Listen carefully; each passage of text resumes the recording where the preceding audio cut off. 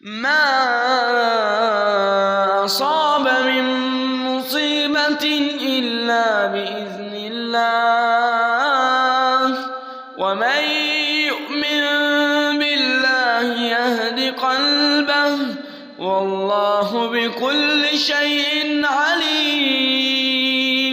وأطيعوا الله وأطيعوا الرسول